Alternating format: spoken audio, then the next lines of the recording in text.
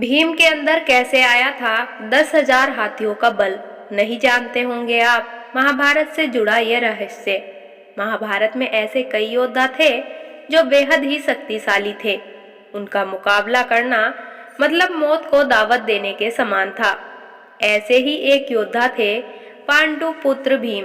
कहा जाता है कि भीम के अंदर 10,000 हाथियों का बल था। लेकिन क्या आप जानते हैं कि एक साधारण मनुष्य की तरह दिखने वाले भीम के अंदर इतनी शक्ति आई कहां से? यकीनन इस रहस्य के बारे में बहुत कम लोगों को ही पता होगा। कहते हैं कि 10,000 हाथियों की शक्ति की बदौलत ही भीम ने एक बार नर्मदा नदी का प्रवाह रोक दिया था। भीम के अंदर इतनी शक्ति आने के पीछे एक रोचक किस्सा है। इसके अनुसार भीम बचपन से ही काफी शक्तिशाली थे।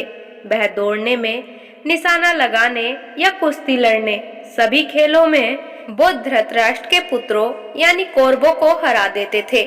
हालांकि उनके अंदर कौरवों के प्रति कोई द्वेष नहीं था, लेकिन दुर्योधन के मन में भीमसेन के प्रति दुर्भावना शुरू से ही थी।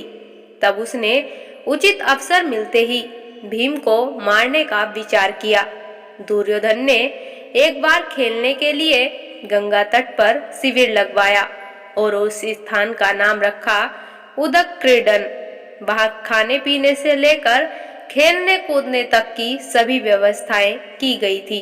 दुर्योधन ने पांचों पांडवों को भी वहां खेलने के लिए बुलाया और एक दिन मौका पाकर उसने भीम के खाने में जहर मिला दिया था।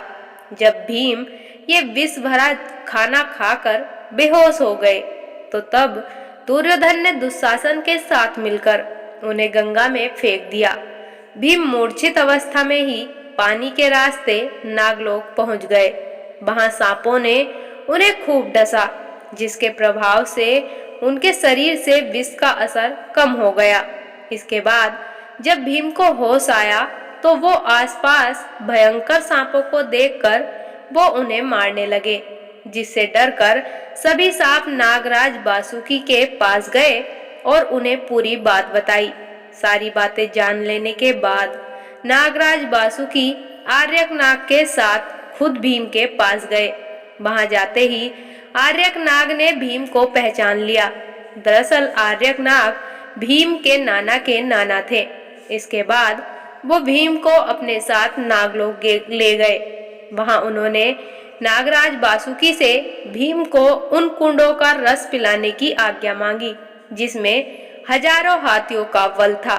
बाद में नागराज वासुकी ने इसकी आज्ञा दे दी और तब भीम 8 कुंडों का रस पीकर एक दिव्य सैया पर सो गए। नागलोक में भीम 8 दिनों तक सोते रहे और जब वो जागे तो उनमें 10,000 हाथियों की शक्ति आ गई थी। बाद में वो हस्तिनापुर पहुंचे और माता कुंती और अपने भाइयों को दुर्योधन द्वारा उन्हें विष देकर गंगा में फेंकने और नागलोक में जो कुछ भी हुआ सारी बातें बताई।